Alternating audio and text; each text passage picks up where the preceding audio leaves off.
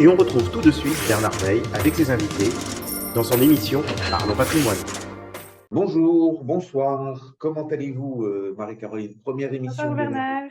Alors, comment se sont Ouais, passées les super. fêtes? Très Super, bonne. très Toujours un peu bonne? un marathon, mais toujours sympa. Voilà, donc vous êtes reposés, vous êtes fraîches, vous êtes en pleine forme pour cette nouvelle émission. Alors, le sujet aujourd'hui, on a décidé de parler de quoi? Des ETF, donc un type de produit. D'accord. Alors, les ETF, ça fait très très longtemps qu'on en parle. Avant, on appelait ça les trackers. Après, avant, on a appelé ça les indices. Ça a quoi? Ça a une trentaine d'années, ça? Mhm, exactement. Ça a été dans les années 90, ça a vraiment commencé à gonfler. Mais oui, donc ça fait 25 ans, on va dire, que c'est bien connu. Ouais. D'accord. Alors, on essaye d'en donner une définition rapide? Ouais. Donc en fait, un Exchange Traded Fund, du coup, l'ETF, c'est vraiment ce qu'on appelle un support d'investissement. Donc, qui dit support dit que c'est un panier. Et donc, dans votre panier, vous pouvez mettre un peu n'importe quoi. Vous pouvez mettre des actions, des obligations, des matières premières. Enfin, il y a vraiment beaucoup de choix. Alors, Le si j'ai but, bien, je vous interromps, mais ouais, si j'ai bien compris, et en fin de compte sur le sujet, c'est vraiment d'un côté gestion active, de l'autre côté gestion passive. Et c'est ces deux mondes qui vont s'affronter et vers lesquels il va falloir choisir, c'est ça? exactement. Donc, en fait, exactement. Le but, en fait, de ce support d'investissement, ça va être de répliquer la performance d'un sous-jacent. Donc, qu'est-ce qu'on appelle un sous-jacent? Ça peut être un indice, ça peut être un thème de marché. Et donc, en fait, c'est pour ça que ça fait partie de la catégorie passive. C'est qu'en fait, on veut vraiment une exposition à une partie du marché qu'on a choisi. On ne veut pas faire mieux. Donc, c'est-à-dire que si on veut le marché américain, on va investir dans par exemple, le S&P 500. Si le S&P 500 baisse ou n'a pas une bonne performance, on suivra la baisse. Donc, c'est pour ça que c'est complètement opposé avec la stratégie active où on essaye justement de trouver ce qui pourrait mieux marcher. Euh, donc, voilà. Et donc, pourquoi ils sont, entre guillemets, si populaires? C'est parce que, donc, il y en a plus de 8000 en ce moment et pour 9 trillions de dollars de sous-gestion. Et donc ça, globalement, c'est un quart des encours financiers dans les produits. Pourquoi il y a plein d'avantages et pourquoi ils sont du coup si populaires? La première chose, c'est que c'est pas cher. Il n'y a pas de stratégie, c'est pas complexe. Le but, c'est vraiment de la réplication. La deuxième chose, c'est que c'est facile d'investir. C'est vraiment comme une action. Du coup, ça cote tous les jours. Et donc, on peut acheter et vendre. Voilà. Et la mise de départ, elle est très accessible puisque à partir d'une dizaine d'euros, vous pouvez investir. Ce qui n'est pas le cas, par exemple, quand vous achetez une action spécifique, si l'action vaut des centaines, voire des millions d'euros, des milliers d'euros. Et toutes les plateformes en proposent. Donc, encore une fois, facile d'investir. Troisième grand avantage, c'est qu'il y a un grand choix de types d'actifs, que ce soit en actifs, donc des actions, des obligations, etc.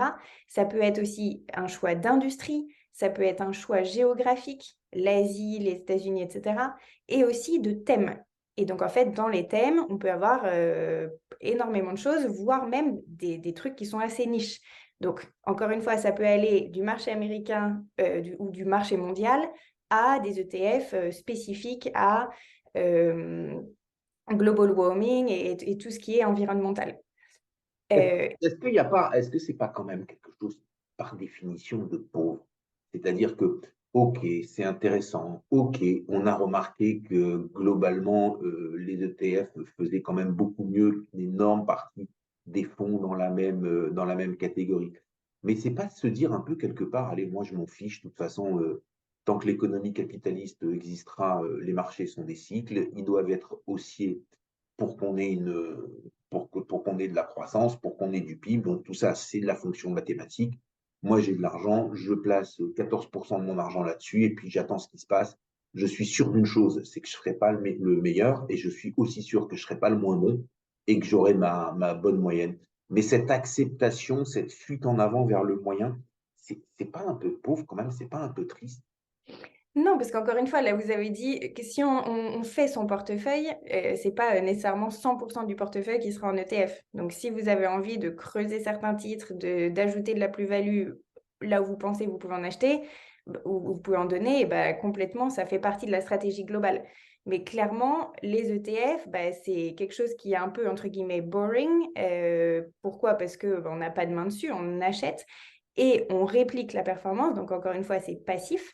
N'empêche qu'il y a des bons résultats. Ça permet, et c'est le dernier point que je voulais dire en termes d'avantages, c'est que ça permet la diversification. Et ça, c'est quand même fantastique, puisque en un clic et en une transaction, on a vraiment accès à possiblement des centaines de sous-jacents. Et donc, vu que c'est diversifié, vu que à partir d'un petit montant, on peut avoir cet énorme panier, c'est quand même moins risqué d'acheter des titres spécifiques. Alors, OK pour ce que vous avez dit. Donc ça, en fin de compte, vous avez rapidement résumé l'échange qu'on a eu. Est-ce que c'est vraiment moins risqué? Alors, ça dépend de quels ETF on parle. Alors, Euh, parlons d'un ETF, par exemple. Parlons, j'ai un ETF on va simplifier. J'ai un ETF sur le CAC 40. mhm, Je peux aussi prendre, on va dire, allez, un espèce de gros fonds qui historiquement a des résultats assez proches de l'indice, sans être un fonds indiciel, mais qui a des résultats assez proches. Des fois, des fois, il est un peu meilleur, des fois un peu moins bon. Ou un autre fonds sur le CAC 40 qui prétend vraiment avoir une gestion de conviction et qui, mhm, lui, va se dire, bon, ben, cette année, c'est une année à Total, je monte sur Total, beaucoup plus que la pondération. Ou le contraire, cette année, ce n'est pas une année pour les pétrolières. Je mets 0% de Total dans mon portefeuille. Et là, ça va complètement le différencier à la fin de l'année du résultat d'un ETF. Alors, est-ce que votre ETF, il est vraiment moins risqué que ces deux fonds que je viens d'évoquer? Oui et non, puisque en fait, à partir, donc le CAC 40, c'est 40 sous-jacents, c'est 40 entités, 40 entreprises. Et on dit qu'à partir de 15 à 20 entités, on a déjà le maximum de la réduction de risque. Donc au final, le fait d'en avoir 15, mais de conviction, ou 40, parce qu'on ne sait pas trop, on n'a pas fait vraiment son choix, ça ne va pas non plus énormément changer la diversification et le risque qu'on a. Donc ça, c'est vraiment une conviction. Est-ce qu'on a envie de juste suivre le marché ou alors essayer de faire mieux? Et aussi, ça va se répercuter dans les frais, puisque bah, si on est dans l'aspect passif et qu'on on est juste content avec la performance de l'indice, forcément, il y aura moins de stratégie et ça coûtera moins cher que d'aller dans un fonds qui est plus actif. Et donc, ça revient avec un des problèmes, j'allais dire, des ETF, c'est probablement comment lire les étiquettes. Parce que comme j'ai dit au début, il y en a plus de 8000. Donc, du coup, comment vraiment comprendre à quoi l'ETF est rattaché et qu'est-ce qu'il y a dedans. Et donc, ça veut vraiment dire de bah, regarder la composition pour être sûr d'avoir les 5, 10 principales positions. C'est aussi comparer, donc comme vous l'avez fait, donc entre les ETF et les fonds, mais même entre ETF, puisqu'en fait le but, si c'est la réplication, c'est que la performance de l'ETF versus la performance de ce qu'on est censé traquer, donc l'indice, doit être infime. Et donc ça, la différence de performance entre les deux, entre l'ETF et la performance de sous-jacent, ça s'appelle le tracking error. Et donc, il y a des ETF qui performent mieux que d'autres. Donc, encore une fois, à regarder. Et aussi, évidemment, la liquidité, puisque si on investit dans, on va dire, le CAC 40, il y aura forcément de la liquidité, puisque c'est un gros indice, etc. N'empêche que si on a des thèmes qui sont un peu plus niches, est-ce qu'il y aura assez de volume pour bah, pouvoir acheter et vendre aussi facilement qu'on voudrait? Donc, Alors, faut regarder deux questions Ouais. là-dessus. Sur le thème du tracking error. Donc, OK, on va avoir les bons, les mauvais, ceux qui ont très peu de différence, voire peut-être, un jour, j'avais assisté à une présentation de fonds d'ETF d'Invesco qui prétendait qu'il avait un tracking error systématiquement positif parce qu'ils avaient des clever ETF ou des choses comme ça, enfin, des choses avec des algorithmes. Alors, moi, ce que je veux savoir, c'est d'abord, est-ce que c'est possible d'acheter un ETF et puis l'ETF, il va se planter comme un gérant pourrait se planter une année. Et allez, on reprend toujours notre exemple sur le CAC. Et cette fois-ci, on va avoir un tracking error de -5 ou -6. C'est possible, vous l'avez déjà vu, ça existe. Ce serait un scandale, ce serait, Ouais. c'est du Non. jamais vu. Non, c'est du jamais vu, parce qu'encore une fois, c'est vraiment la réplication. Et donc, c'est pas si complexe que ça, c'est vraiment repondérer en fonction. S'il y a une action qui a plus performé, il va falloir peut-être en revendre, en réacheter. Enfin, donc, non, quand on parle de tracking error, c'est vraiment de 0,5% au maximum. Sinon, c'est vraiment que le gestionnaire ne fait pas enfin, ne réplique pas bien et du coup, ne fait pas bien ce à quoi il est censé faire. D'accord. Alors, pour conclure, j'ai quand même une question parce que j'ai quand même une crainte, moi, avec ces ETF. D'abord, comme vous l'avez dit, il y en a énormément. Il y a énormément d'argent sur les ETF. C'est toujours un marché en croissance, donc il continue de grandir. Ce n'est pas un marché qui est arrivé à une maturité finale, donc on pourrait demain en avoir plus. Est-ce que on n'est pas en train de scier la branche sur laquelle on est assis, c'est-à-dire d'avoir la capacité à choisir et à créer de la valeur en choisissant. Parce que le jour où les ETF auront atteint un certain point, peut-être il y a certains gérants qui vous disent qu'ils l'ont déjà atteint. Mais le jour où ils auront atteint un certain point, ben, en fin de compte, ça sera impossible de lutter contre eux. Et même une bonne idée avec une bonne capacité à créer de la valeur sur un marché, l'action ne pourra tout simplement pas monter parce que pour qu'une action monte, il faut qu'elle soit achetée, plus acheté que vendu. Mais quand vous avez des ETF qui font le marché, bah, tout simplement, tout est mécanique et donc il n'y aura plus de capacité à pousser une action parce que la société qu'elle représente est une société qui va avoir de la richesse, qui va avoir de la croissance, qui va avoir du futur, en tout cas qui est vue comme telle et qui est achetée. Donc, est-ce qu'on ne va pas complètement détruire? Et à la fin de compte, on aura quoi? On aura juste, on va dire, allez, un marché, t'en veux, bah, tu appuies sur le bouton, t'achètes, t'en veux pas, bah, t'appuies pas sur le bouton, t'achètes, et perdre un petit peu toute cette richesse dans la gestion qui crée de la valeur, qui fait de la valeur, qui crée des erreurs aussi, qui crée des erreurs, qui crée de la perte d'argent, mais qui permet aussi de faire découvrir des entreprises, de mettre des entreprises dans la lumière, et il y a une passerelle entre économie et finance, alors qu'avec l'ETF, il n'y a pas de passerelle. C'est une passerelle entre algorithme, mathématiques et finance. Mm. Non, Vous non, êtes mais je 3 pense. minutes pour conclure tout ça. Non, je vois votre point, mais pour moi, les ETF, c'est vraiment plus dans une stratégie globale. Et du coup, ça, vous pouvez en mettre 10%, 50%, etc. 75% si ça vous plaît. Mais n'empêche qu'il y aura probablement toujours une partie qui sera plus active ou qui sera plus, où c'est vous qui achèterez des titres, etc. Donc, l'un n'est pas en contraste de l'autre, selon moi. C'est plus une stratégie globale et du coup, les deux vont ensemble. D'accord. Et alors, une dernière question. Si, à vous écouter, bon, on entend à demi-mot que de toute façon, vous êtes favorable aux ETF et que les ETF dans un portefeuille, c'est quelque chose de qualité. Alors, vous les intégrez dans un portefeuille, d'abord, dans quel pourcentage? D'abord, est-ce que vous fixez un pourcentage ou est-ce que vous ne fixez pas de pourcentage? Ensuite, est-ce que vous préférez l'ETF pour des marchés inconnus? Voilà, là, on est en train de lire un petit peu partout le retour de la Chine. Est-ce que vous vous dites, bon, allez, la Chine, pourquoi pas? Je vais mettre 3% ou 4% dans un ETF parce que aller chercher un fonds chinois, aller m'amuser à évaluer une vingtaine de fonds que je ne connais pas, à trouver le meilleur, à prendre un risque, ça ne me plaît pas. Euh, donc, pour des marchés un peu exotiques, un peu moins connus, ou alors peut-être pour des choses extrêmement compliquées, quand vous vous dites, voilà, moi, je voudrais que de l'énergie, ou je voudrais tout sauf de l'énergie, ou des choses comme ça. Comment est-ce que vous voyez pour vous l'utilisation optimale de l'ETF à l'intérieur d'un portefeuille? Mhm. Donc, c'est que pour moi, personnellement, encore une fois, je fais du Non, coaching, pour je vous, ne donne pas de conseils, voilà. Mais, sans jamais donner de conseils, mais comment vous voyez ouais, ouais, ouais, s'intégrer non, ça? bien sûr. Donc, personnellement, moi, dans mon portefeuille, c'est vraiment une stratégie où mes ETF seront pour tout ce qui est États-Unis et Europe, donc vraiment plus les marchés matures, alors que là où j'ai envie de prendre un peu de risque, ou là où c'est un peu plus exotique, ou les marchés émergents, du coup, je vais prendre des fonds qui ont tendance à être bah, du coup actifs et du coup à chercher plus de performance. Pourquoi? Parce qu'on dit souvent que les marchés sont efficients. Plus le marché est mature, plus ils sont efficients.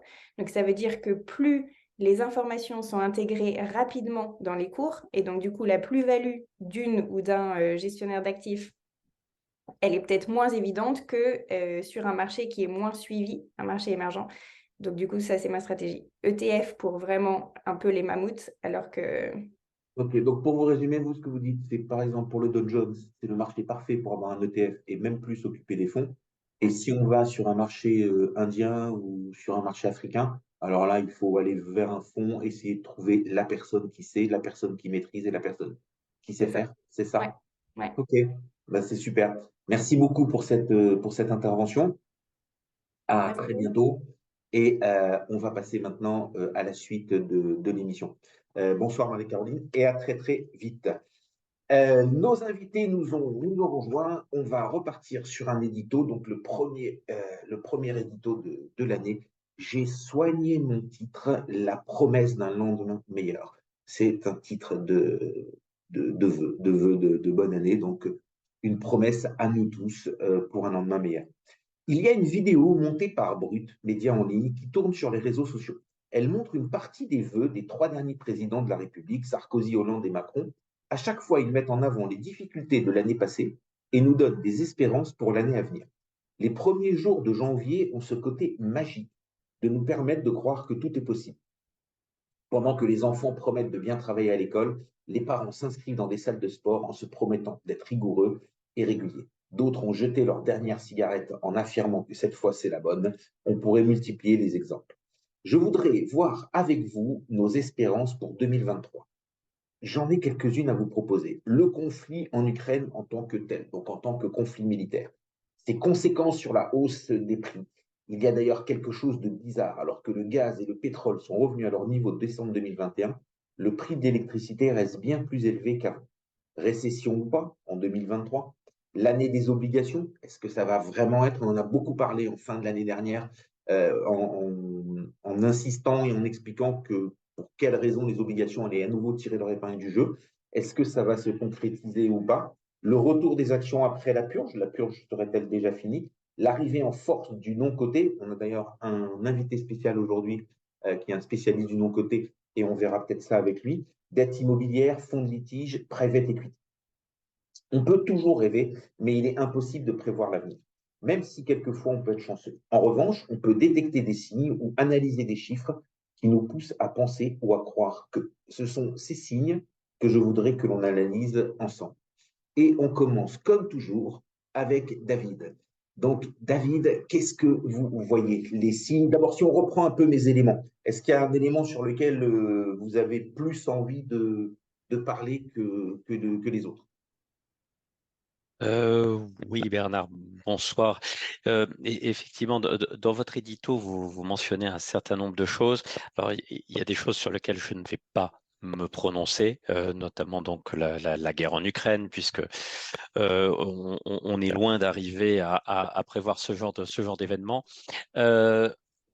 En revanche, lorsque vous parlez de récession ou pas récession, ça, je pense que c'est vraiment quelque chose de clé. Et également, peut-être de mentionner un petit peu deux, trois mots sur les bénéfices des entreprises et donc le retour sur les marchés actions.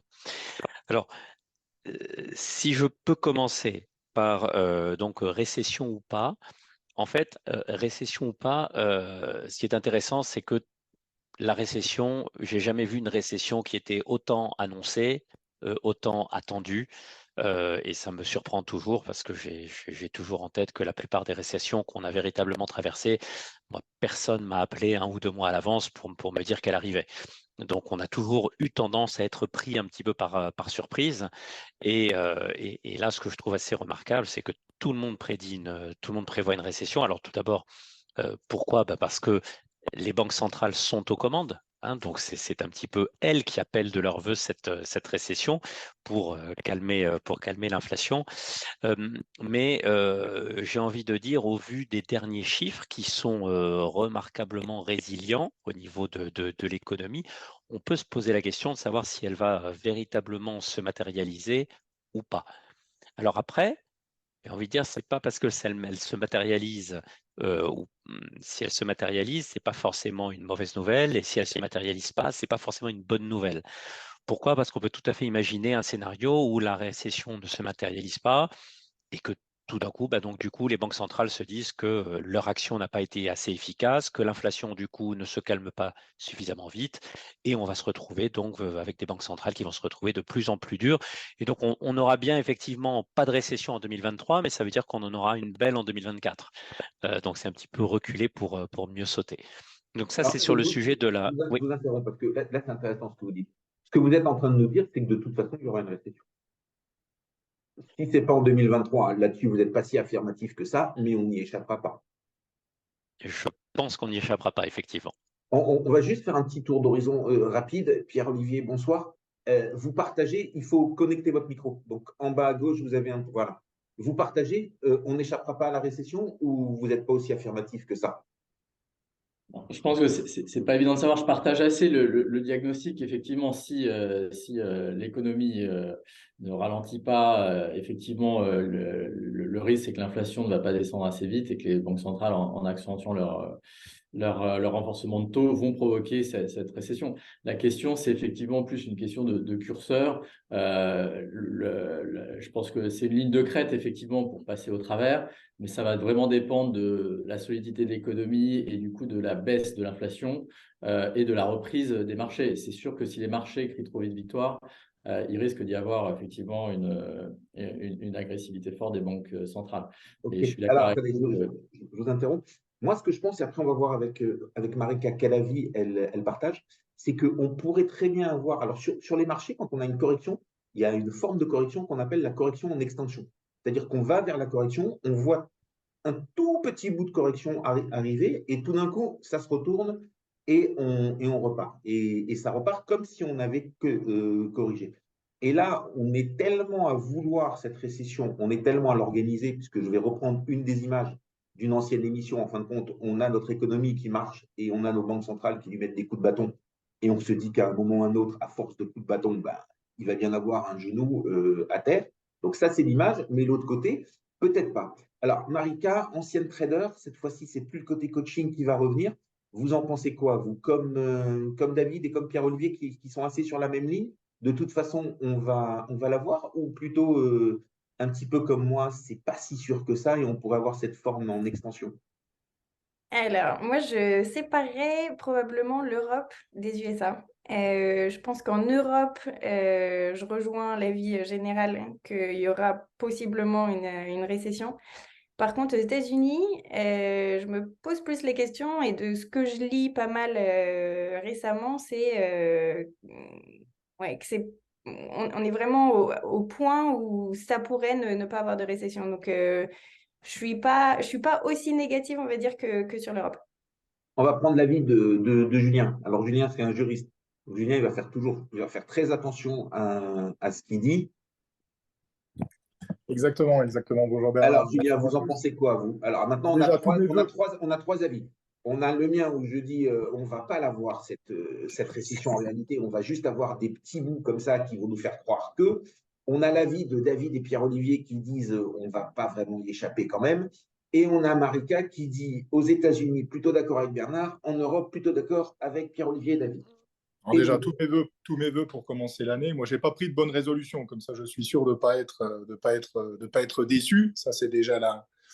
Je pense que, effectivement, je pense que on aura une petite récession qui ressemblera plus à une petite croissance qu'à une grande récession.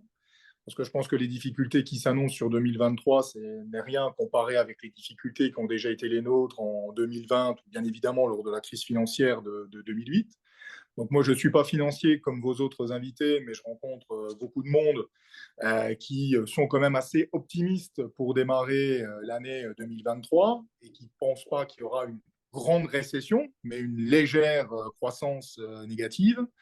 Je pense qu'il faut effectivement bien découpler les États-Unis et l'Europe. Je pense que le seul scénario sûr, c'est que l'Europe va se retrouver en première ligne. Ça, c'est évident, tant au niveau énergétique qu'au niveau maintien de la croissance. Alors ensuite, moi, la question, et d'après ce que je lis, c'est une zone géographique qui m'intéresse aussi beaucoup, et j'ouvre la parole à vos autres invités, c'est est-ce qu'en 2024, est-ce que le scénario de 2024, je me projette déjà un petit peu plus loin, mais est-ce que ça ne dépendrait pas beaucoup de l'ampleur de la reprise économique chinoise? Certains économistes ou gérants que j'ai rencontrés la semaine dernière, lors de la première semaine de janvier, me disaient qu'on allait passer 2023 de manière assez calme, entre guillemets, mais que le véritable cap récession ou pas dépendra de 2024 et donc de cette reprise, de l'ampleur de la reprise de l'économie chinoise. Donc ça, je me pose un petit peu et je pose la question ouverte à vos autres invités, si je permets, Bernard. Ok, alors, merci beaucoup, Julien. Donc, en parfait juriste, vous avez réussi à être en désaccord avec personne. Bravo, bravo. C'est exceptionnel. Donc, on va prendre le dernier sujet, l'arrivée en force du non-coté. Donc, ça fait un moment qu'on en parle et là, on a vraiment l'impression que la machine, elle a vraiment démarré. Donc, dettes immobilières qui ont explosé l'année dernière, fonds de litige qui arrivent. On a invité récemment Sidney Uri d'Iveo Capital, le private equity avec des offres qui sont en train de se moderniser et de s'adresser à tous ou à presque tous, enfin de se renouveler. Est-ce que c'est vraiment une arrivée en force qui va changer les donnes ou alors est-ce que ces nouveaux fonds et ces nouveaux thèmes vont juste prendre une petite part de marché? Voilà. Donc, quand on parle de part de marché de l'épargne, bon, on prend globalement l'ensemble des encours en assurance vie. Ça fait l'énorme, je sais pas, je crois que ça doit faire 80% du stock. Et on se dit, est-ce que cette nouvelle thématique peut prendre 2-3% du stock ou est-ce que cette nouvelle thématique pourrait changer la donne? Alors là-dessus, on va écouter l'avis de Pierre-Olivier Despranges d'Arch Invest, qui restera avec nous tout à l'heure pour nous expliquer exactement ce qu'est Arch Invest. Mais là, plutôt parler, comment est-ce que vous voyez, vous, tous ces nouveaux fonds de non-coté? Pas uniquement le private equity, mais tout le non-coté qui arrive. En fait, si on regarde cette classe d'actifs, c'est une classe d'actifs qui existe depuis quand même très longtemps et qui aujourd'hui est investie principalement par des investisseurs institutionnels. Quand vous regardez tous les grands fonds internationaux, leurs pourvoyeurs de fonds, ce sont des fonds de pension, des fonds souverains, des compagnies d'assurance, donc tous les gens qui ont besoin de placer des sommes importantes d'argent et d'obtenir des rendements très attractifs. Pourquoi jusqu'à aujourd'hui l'accès en fait aux investisseurs particuliers était réduit? On considère que les montants investis dans les fonds de prêt equity sont limités à 5% pour les investisseurs particuliers. Il y a plusieurs raisons à ça. Les principales raisons, c'est le fait que ces grands fonds internationaux nécessitent des tickets d'entrée très élevés. C'est en moyenne autour de 10 millions d'euros ou de dollars. Certains fonds vont même jusqu'à 20 millions d'euros. Donc, ça fait une concentration. Déjà, il faut avoir les ressources. Et même si vous les avez, ça fait une concentration sur un actif, un acteur qui sont trop élevés. Et vous avez aussi une méconnaissance de tous les gestionnaires de fortune pour vendre ce type de produit. Et en général, quand vous connaissez mal un produit, vous ne vendez pas parce que vous n'êtes pas à l'aise et donc vous préférez vendre d'autres produits. Il y a clairement une tendance aujourd'hui qui permet une démocratisation de cette classe d'actifs pour les investisseurs particuliers et qui est justifiée par deux raisons finalement. C'est d'une part les fonds qui souhaitent diversifier leurs ressources de financement parce qu'en fait, elles dépendent uniquement aujourd'hui des institutionnels qui sont devenus évidemment plus exigeants, donc ils leur mettent pas mal de pression sur leur fees, leur rémunération et également sur le fait qu'ils ont un comportement assez moutonnier. Donc, en fait, quand vous regardez le marché de la levée de fonds il y a 18 mois, les portes étaient grandes ouvertes. Tous les fonds qui cherchaient à lever de l'argent trouvaient preneur. Et finalement, avec le ralentissement des marchés et le fait que les fonds ont investi très vite et reviennent chercher de l'argent sans avoir forcément de société à vendre et donc d'argent à rendre, finalement, les investisseurs institutionnels n'ont plus faim pour cette classe d'actifs pour l'instant parce qu'ils sont surexposés en termes de pourcentage. Ils ont un dénominateur qui a fondu avec la baisse des marchés et ils ont un montant au numérateur qui, du coup, est très élevé avec pas d'argent qui rentre. Donc, si je vous résume, pour vous, donc là, on parle que du private equity. Pour vous, pour le private equity, c'est l'impulsion vient des acteurs du private equity qui veulent élargir leur offre Ils veulent élargir leur base de clientèle, c'est ça? C'est ça, parce que jusqu'à présent, effectivement, elles n'avaient pas forcément cette volonté. Aujourd'hui, elles sont conscients qu'ils ont besoin de diversifier leurs ressources, parce que justement, ils voient aujourd'hui, typiquement, que quand la porte est fermée, elle est fermée pour tout le monde, même pour les meilleurs gérants. Et vous voyez les grands fonds comme Blackstone, ils ont annoncé qu'à horizon court terme, la moitié de leur collecte dans leurs fonds proviendrait des investisseurs particuliers. Ils ont recruté une équipe relativement large en interne pour distribuer leurs fonds à une clientèle privée. Et après, vous avez l'autre facteur qui est le développement des plateformes digitales qui permet en fait de réduire énormément le ticket d'entrée. Vous avez des annonces, Boursorama, c'est un marché particulier, mais ils annoncent typiquement à partir de 25 € pour faire du private equity. Bon, c'est typiquement un type de private equity qui est différent de celui que Karch Invest propose. Nous, vu qu'on se concentre que sur les grands fonds internationaux, on s'adresse aux clients professionnels ou assimilés. Alors, attendez, juste en une seconde, parce que ça, on en parlera tout à l'heure. Mais quand vous dites 25 €, c'est juste la compétence technique, c'est tout. C'est-à-dire, aujourd'hui, sur les plateformes de prêt, ils sont capables à partir de 20 €. Voilà, Lendix, October, à 20 €, il fait un prêt. Et quand j'ai discuté avec lui et que je lui ai demandé pourquoi, il dit parce que tout est informatisé, tout est automatisé, et en fin de compte, notre ligne, elle nous coûte que quelques centimes. Donc, même si quelqu'un veut mettre 1 €, comme il fait tout chez lui, il rentre sur l'application, il valide tout. Enfin, on n'a pas quelqu'un chez nous en interne qui fait le travail pour collecter 20 €. Donc, c'est Non, je pas. comprends, mais ce ne sont pas du tout les mêmes sous-jacents auxquels vous aurez accès quand vous passez par des acteurs comme Boursorama qui ne sont pas experts du tout du private equity. Donc, c'est un type de private On equity. peut imaginer un jour une offre d'un acteur expert chez Boursorama, Boursorama ayant l'expertise pour diviser en petites sommes, et donc avoir monsieur tout le monde qui pourra mettre, je ne vais pas dire 25 € parce que je sens que ça vous énerve, mais qui Non, pourra non, non, mettre non. 100 €, 100 € sur un fonds de très haute gamme, de très haute qualité. Enfin, on a vu tout le monde, je me rappelle des sociétés magiques comme cette société suisse comme Nestlé, qui avait une action qui valait une fortune et qui un jour a cédé aussi aux sirènes et a divisé par 10 le cours pour qu'elle puisse être accessible. Warren Buffett, avec son fonds, a fait exactement la même chose. Dans un moment, il avait voulu rester très haut.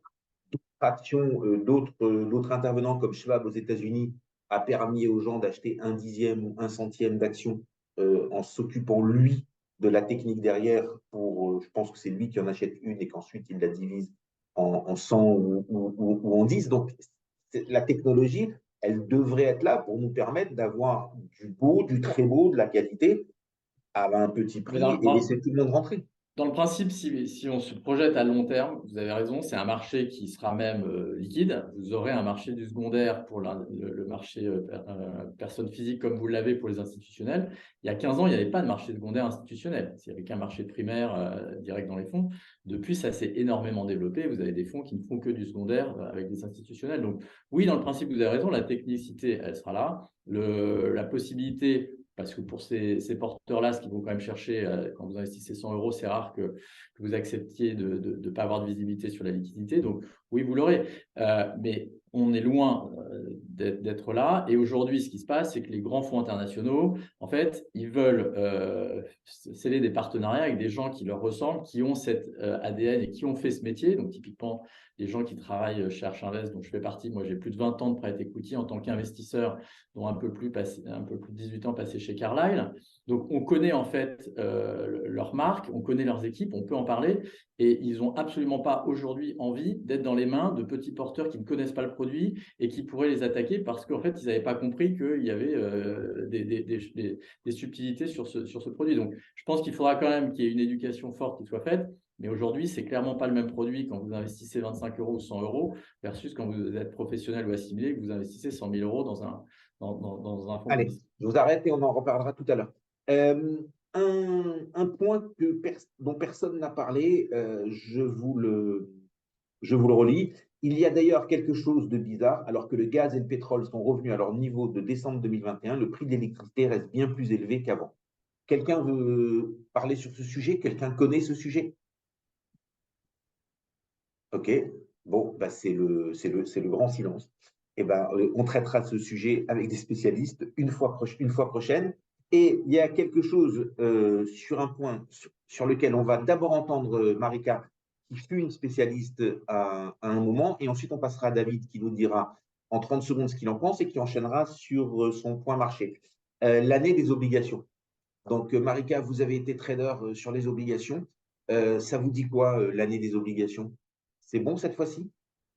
Ça, c'est hyper dur à dire. C'est facile, vous n'aurez pas posé la question, Marika. Ouais. Pourquoi c'est dur?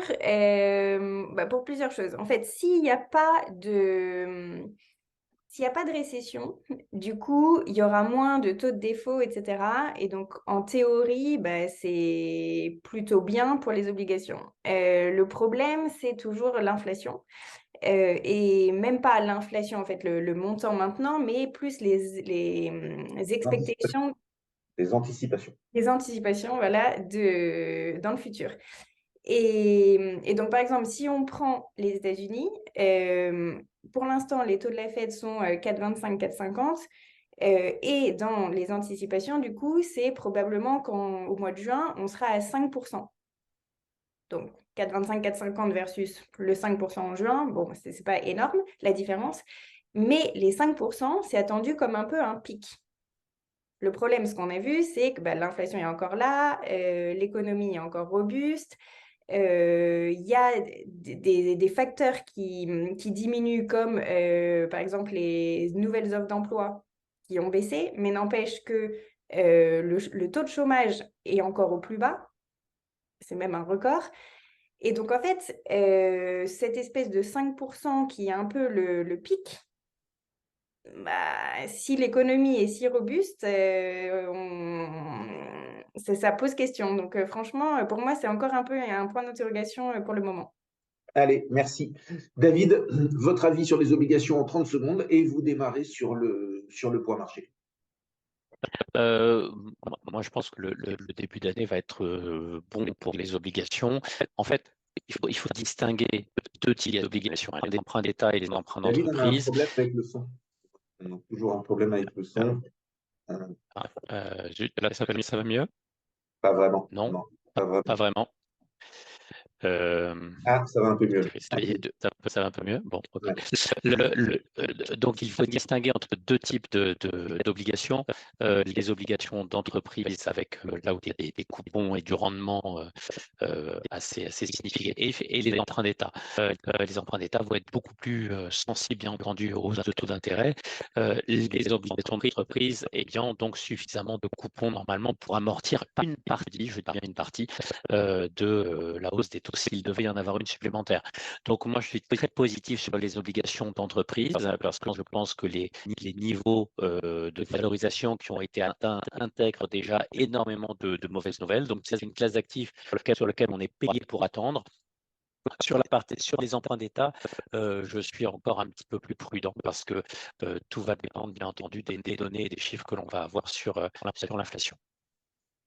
Ok, allez, on va commencer le point marché. Alors, le son est pas très bon. Je me demande si ça ne vient pas du micro. Si vous débranchez le micro et que vous parlez directement avec l'ordinateur, on pourrait peut-être avoir un meilleur truc. Je vais essayer ça tout de suite.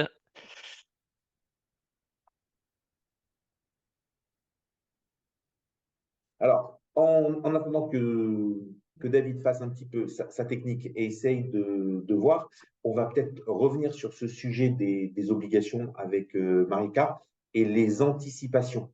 Donc, quand vous dites les anticipations, si jamais, Marika, vous êtes avec nous, il faut remettre votre micro. Voilà.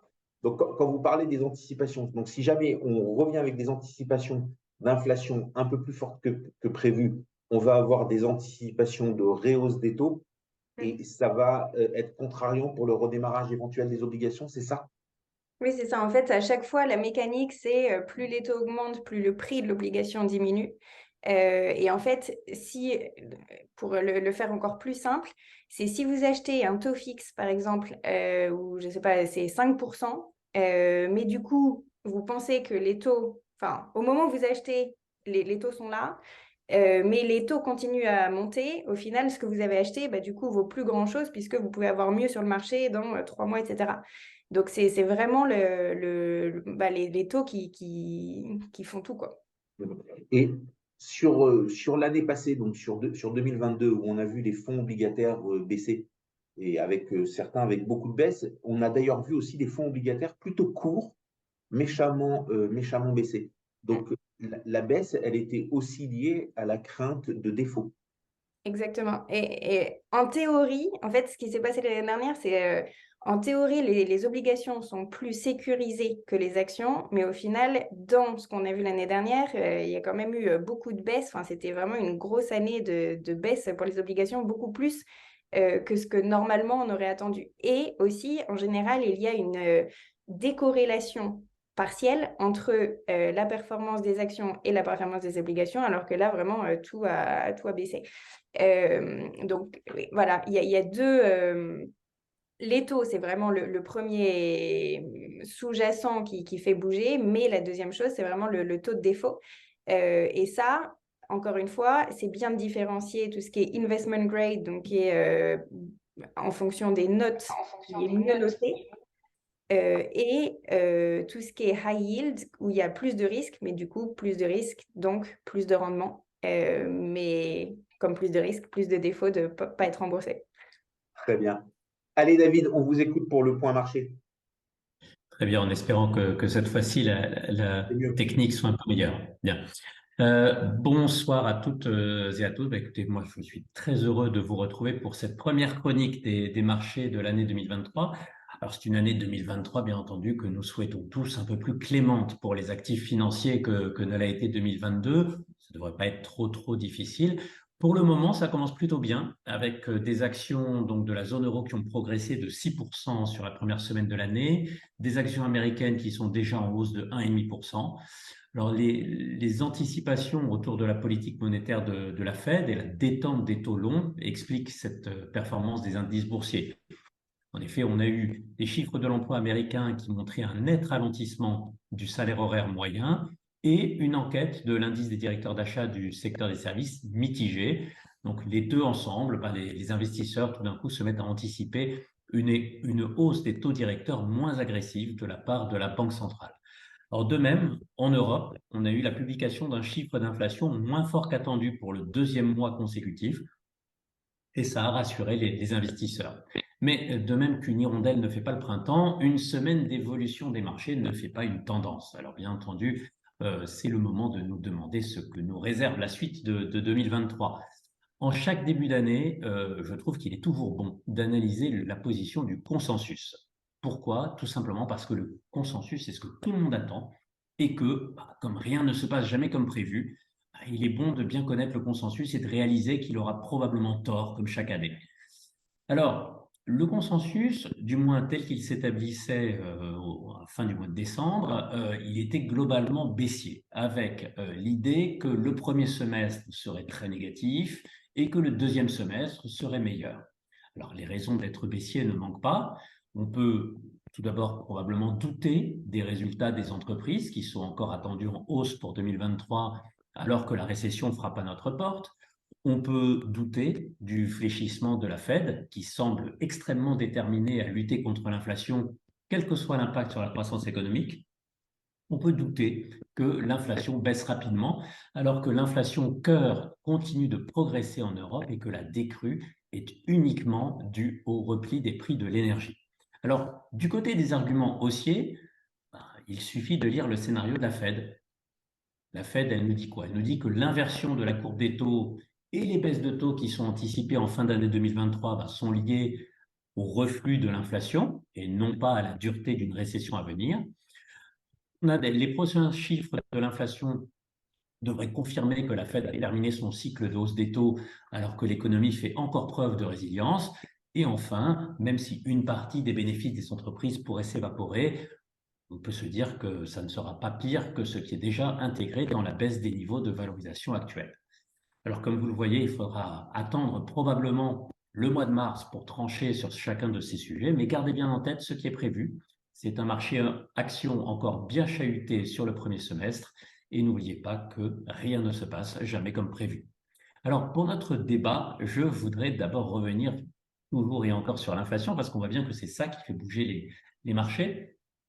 Et je trouve qu'on a un vrai dilemme. On a une baisse de l'inflation qui est pour le moment lié principalement à la baisse des prix d'énergie. Quand on regarde l'inflation cœur, on voit qu'elle est plutôt en hausse. Et on a en même temps la réouverture de la Chine qui va accroître la demande de matières premières et donc les prix. Alors moi, je vous pose la question, dans ce contexte-là, est-il bien raisonnable de penser que les banques centrales sont arrivées au terme de leurs efforts? Et j'aimerais bien savoir autour de la table qui pense que les banques centrales vont être plus dures que ce qui est déjà attendu. Alors, sur le mois de janvier, on a tous constaté, on a fait une très très belle première semaine de marché boursier et on va pas s'en plaindre, on va vraiment pas s'en plaindre parce que ça fait remonter les portefeuilles. Et quand pour nous, techniquement, ça fait remonter les portefeuilles, ce qu'il faut savoir derrière, c'est que ça veut dire que nos clients gagnent des sous et voient leur montant d'épargne total monter. Alors moi, ce que j'ai toujours dit, c'est que janvier n'est que la suite de décembre. En fin de compte, l'année boursière, elle commence fin janvier, début février, quand les gens petit à petit se mettent dans la peau d'une nouvelle année et réfléchissent en voyant ce qui va vraiment se passer et qu'est-ce qu'ils ont en main. Et c'est là que c'est la fin du mois de janvier qu'on voit, excusez-moi, qu'on voit une série de chiffres arriver et ces chiffres, ils commencent à nous donner la dimension de l'année, à conforter certaines analyses, à en rejeter d'autres et en disant qu'on s'était un petit peu trompé. Donc pour l'instant, on n'a pas grand-chose à voir et on va attendre ces chiffres de l'inflation qui vont commencer et ensuite les profits des entreprises. Sur la baisse de l'inflation, bah oui, l'inflation, elle ne baisse pas trop parce que tout le monde en a profité pour monter ses prix. C'est-à-dire tout le monde, tout le monde, tout le monde. Tout le monde a monté ses prix, mais la bonne chose de cette inflation, ça veut dire que les entreprises, les profits ne vont pas baisser. OK, il va y avoir moins de ventes. OK, il va peut-être y avoir un peu de licenciement, mais bon, les entreprises, elles vont baisser leurs coûts, elles ont augmenté leurs prix, donc elles récupèrent de la marge. L'intégration de la technologie dans le travail de l'entreprise est toujours très présente. C'est-à-dire que même s'il n'y a pas de nouvelles technologies qui arrivent, petit à petit, les entreprises s'approprient les technologies et font des gains de productivité. On le voit avec tout ce qui est plateforme, on le voit avec tout ce qui est télétravail. D'ailleurs, même sur ce plateau où on n'est pas nombreux, eh ben, il y a Archinvest qui lance une offre qui va être probablement entièrement digitale, il nous l'expliquera tout à l'heure, où on pourra tout souscrire de manière automatique. Donc pour eux, des gains de productivité, là où il fallait peut-être, il aurait fallu peut-être il y a 7-8 ans, 2-3 employés de plus pour arriver aux ambitions qu'ils ont aujourd'hui. On a Mathieu qui nous a rejoint et qui est en télétravail, qui travaille de Lisbonne et qui fait tout, et ainsi de suite. Donc je pense que les choses vont nous réserver de bonnes surprises au niveau des résultats des entreprises et surtout des anticipations de bénéfices. Et donc, avec ces anticipations de bénéfices, ça pourrait faire monter la bourse. Allez, David, vous répondez et Pierre-Olivier enchaîne derrière pour nous donner son point de vue. Oui, alors effectivement, sur les bénéfices des entreprises, ça va être vraiment la grande interrogation. Moi, j'ai pas de réponse très précise à apporter sur le sujet aujourd'hui. Je trouve que, à première vue, ce sont des estimés qui me paraissent encore un petit peu optimistes. Et je pense que ça va être difficile de réconcilier une récession avec ces progressions de bénéfices-là. Mais globalement, voilà, c'est vrai que les marchés ont déjà intégré pas mal de mauvaises nouvelles et on devrait être capable de traverser ça sans trop de turbulences. Pierre-Olivier, vous en pensez quoi? Non, peut-être pour rebondir sur et répondre à la question de David sur est-ce que les banques centrales pourraient être plus dures que ce qu'elles annoncent. Je pense que le point, c'est vraiment de comprendre quelle va être leur position par rapport à leur objectif d'inflation, en fait. Parce que l'inflation aujourd'hui va sûrement ralentir par rapport au niveau actuel. Mais la question, c'est est-ce qu'elle va se stabiliser à un niveau qui est considéré comme trop élevé par rapport à leur objectif. Et est-ce qu'ils vont vraiment rester assis sur le 2% qu'ils visaient historiquement à la fois pour l'Europe et les États-Unis? Parce que quand on regarde ce qui s'est passé depuis le Covid, on a vu quand même l'impact que pouvaient créer des perturbations logistiques en Chine. Vous avez dans certaines industries, type les semi-conducteurs, des délais d'attente qui sont tellement longs que vous avez en fait beaucoup de manque à gagner. On le voit très bien aux États-Unis où ils se rendent compte qu'il faut absolument réduire la dépendance par rapport à la Chine sur cet aspect-là. Ça va être la même chose en Europe. Donc, il va y avoir d'autres pans de l'économie qui vont chercher à se réinternaliser, si je puis dire, dans les pays. Et ça va créer naturellement une inflation durable sur le long terme. Et c'est pareil pour l'énergie en Europe. C'est très peu probable que l'énergie demain nous coûtera moins cher vu ce qui s'est passé si on veut vraiment être plus dépendant énergétiquement. Donc si en fait on fait le pari que l'inflation restera dans les 10 ans qui viennent à un niveau plus élevé que les 2%, c'est un peu c'est la question, c'est qu'est-ce que vont faire les banques centrales? Est-ce qu'elles vont quand même chercher à revenir sur ce 2% ou elles vont considérer que finalement l'objectif doit être plus élevé compte tenu des changements en termes d'indépendance vis-à-vis de la Chine? Intéressant. Et vous, Marie-Caroline? Je suis complètement d'accord avec Pierre-Olivier. En gros, à part la Fed qui a, en plus de l'objectif d'inflation, il a un objectif au niveau du taux de chômage. Mais sinon, la seule mission des banques centrales, c'est vraiment d'arriver à ces 2%. Donc là, les estimations d'inflation à moyen terme, on va dire, c'est plutôt dans les 3-4%, mais c'est clairement pas, enfin 3, 4, voire 5, mais c'est clairement pas les deux. Et donc, du coup, c'est est-ce qu'on remet une couche supplémentaire pour vraiment arriver au mandat, à la mission des banques centrales, ou alors est-ce que 3-4%, ça va et voilà. Bon, alors, moi, il y a ce qu'on dit, il y a ce qu'on fait, il y a ce qu'on prétend faire, il y a ce qu'on prétend dire. Il y a quelque chose aussi avec ces banques centrales. Bon, elles ne sont pas étrangères au pouvoir, elles ne sont pas étrangères à la société, ce pas des extraterrestres qui nous commandent d'en haut. Toutes les économies développées sont trop endettées. Donc, pour rembourser la dette, il y a la méthode des travailleurs. On travaille et puis on commence d'ailleurs par payer ses intérêts et ensuite on rembourse du capital petit à petit. Ça ne marche pas. Ça marche peut-être pour une famille, ça marche peut-être pour une entreprise, ça marche peut-être pour d'autres personnes, pour des entités, mais pour les États, ça ne fonctionne pas. Il y a une telle pression qu'on voit que les États sont de plus en plus endettés et il y a à chaque fois une bonne raison pour expliquer que ce n'est pas la même dette qu'avant, que c'est de la bonne dette. Voilà, il y a Marc Toiti qui vous répond toujours que la dette, c'est comme le cholestérol, il y a le bon cholestérol et le mauvais cholestérol. Et voilà. Et il y a une autre façon de faire baisser la dette, c'est qu'on en fait baisser sa valeur et on laisse gentiment, discrètement filer l'inflation. Et au lieu de la laisser à 2, 2,5, 3, eh ben, on va juste un petit peu l'augmenter et on va juste la laisser à 3, 3,5, 4. On aura une inflation au-dessus des targets, donc au-dessus des prix cibles, mais en fin de compte, elle va aider nos gouvernements à baisser, non pas la dette en nominal, mais la valeur de la dette, tout simplement. Et si les taux d'intérêt sont un petit peu plus hauts, bon, s'ils arrivent à maintenir leur budget et à ne pas faire de nouvelles dettes, ou en tout cas pas trop de nouvelles dettes, ils pourraient s'en sortir. L'inflation, le couple pourrait être gagnant pour eux. Donc voilà un petit peu ce qu'on pourrait avoir de ce côté-là avec l'inflation. Et donc, ils pourraient laisser l'inflation et pas être aussi pharisien que ça, à vouloir à tout prix revenir à 2.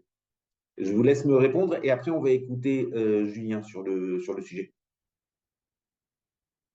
Marie-Caroline. Pardon.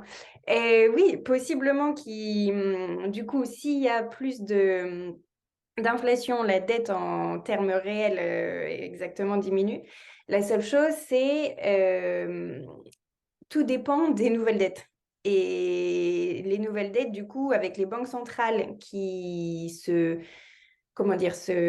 vont plus investir autant ou même stopper leurs nouveaux achats, du coup, d'autres contreparties vont devoir être trouvées pour acheter Et donc, au final, si les taux d'intérêt, par exemple, d'État où une grosse partie pendant les crises étaient achetés par les banques centrales ne sont plus achetés par ces banques centrales, bah, du coup, il faut trouver d'autres clients. Qui sont les clients? À quel taux d'intérêt ils vont demander pour qu'il y ait un match et du coup pour que la dette soit achetée. Donc, ouais, sur le stock existant, clairement, sur le stock futur, les besoins de financement sont encore énormes et du coup, c'est qui trouver, sachant que les banques centrales, qui étaient le premier acheteur partout, vont être beaucoup moins impliquées. Pourquoi? Bah, pour justement réduire cette inflation et pour réduire leur balance sheet, enfin, leur bilan qui a énormément monté. Allez, Julien, dites-nous ce que vous en pensez. Moi, je pense que les entreprises vont de nouveau être capables de maintenir en tout cas un niveau élevé de bénéfices, hein. Même dans un contexte économique qui serait moins porteur. Je pense qu'on l'a vu sur les dernières années que les entreprises, on en a déjà parlé dans cette émission, ont une capacité d'adaptation et de résilience assez importante. Donc ça pourrait être un point positif pour les marchés actions. Je pense également qu'en termes de taux d'intérêt, on approche quand même du sommet, hein. On l'avait déjà évoqué. On a fait l'essentiel du chemin à ma conviction. Donc là aussi, c'est des munitions et des points et un point positif pour la hausse des marchés actions. Alors c'est vrai que la question des clients ou des prospects qu'on rencontre depuis quelques semaines, c'est toujours la même chose. Est-ce que c'est le bon moment de rentrer sur le marché? Surtout que nous, chez Willins, on ne propose, comme vous le savez, que des contrats d'assurance vie en unité de compte. Donc par définition, on n'a pas de fameux support euro obligataire. Donc si vous voulez travailler avec nous, vous êtes obligé de vous positionner sur les marchés actions. Alors est-ce que c'est le bon moment pour rentrer sur les marchés actions en début 2023? Je pense que c'est l'éternel tarte à la crème. Moi, je pense qu'aujourd'hui, celui qui achète aujourd'hui n'aura pas de regrets. Bien évidemment, il se peut que dans un mois, dans un trimestre ou dans le courant de l'année, il y a la possibilité d'acheter moins cher. Mais je pense que par rapport au niveau de valorisation qu'on connaîtra dans 5 ou dans 10 ans, celui qui achète aujourd'hui en ce moment se félicitera de l'avoir fait. Mais là encore, comme je vous le disais tout à l'heure, c'est l'avis d'un épargnant et pas l'avis d'un financier ou d'un professionnel des marchés comme le sont vos autres invités, Bernard. Alors là, on a un scoop. Alors merci de ce scoop parce que là, c'est un vrai scoop de juriste, hein. Alors, je répète, pour ceux qui n'ont pas entendu, celui qui investit aujourd'hui se félicitera dans quelques années de l'avoir fait. Dixit Julien Milinkiewicz. Donc, on verra, Julien, de toute façon, vous serez toujours avec nous dans quelques années et on verra s'il y a de quoi féliciter ou pas. David, je vous laisse conclure en 1 minute et ensuite on passera à la partie spécifique d'Archinvest. Écoutez, pour conclure, moi je dirais juste que j'ai quand même envie d'être un petit peu plus optimiste que ces derniers temps. Je pense qu'effectivement, on est quand même, les marchés sont préparés à quand même beaucoup de mauvaises nouvelles. Le scénario, en tous les cas, sur les mauvaises nouvelles et sur les points négatifs, tous ces points négatifs sont effectivement une continuation, une poursuite de ce qu'on a connu en 2022. Donc, je pense qu'on n'est pas à l'abri d'une petite surprise positive cette année 2023. Super, merci beaucoup, merci à tous. Et c'est maintenant au tour de Pierre-Olivier Desplanches d'Archinvest de nous présenter son entreprise, sa société, de nous parler de lui, de nous dire quelles sont ses ambitions, qu'est-ce qu'ils font et qu'est-ce qu'ils apportent de nouveau sur le marché. Alors Pierre-Olivier, on vous écoute et je vous poserai des questions au fur et à mesure pour essayer d'avoir plus d'éclaircissements ou de mieux comprendre les sujets que vous allez évoquer. Oui, bien sûr. Merci Bernard. Donc, comme je l'ai un peu évoqué, donc Archinvest, c'est une plateforme digitale d'investissement qui a vocation à permettre donc aux investisseurs particuliers qui vont être des professionnels ou assimilés, c'est-à-dire des gens qui vont investir un minimum de 100 000 euros, de pouvoir investir dans des fonds d'investissement les plus performants au monde. Donc, l'idée, c'est en fait, on crée des véhicules nous-mêmes dans lesquels les investisseurs particuliers vont pouvoir investir. Et une fois que le véhicule a atteint la taille minimum, comme je l'évoquais, les grands fonds d'investissement, pour rentrer dans ces fonds, vous devez atteindre une taille minimum. Une fois qu'on a atteint cette taille minimum, le véhicule va pouvoir souscrire sa part dans le fonds d'investissement et du coup garantir l'investissement de l'investisseur dans le véhicule. Donc, si je résume, c'est une plateforme. Donc, une plateforme sur Internet, une plateforme digitale vers laquelle on peut se tourner sous réserve d'être professionnel ou assimilé. On va voir exactement ce que ça veut dire. Et on achète, en fin de compte, un fonds de fonds, c'est ça? Un fonds de private equity.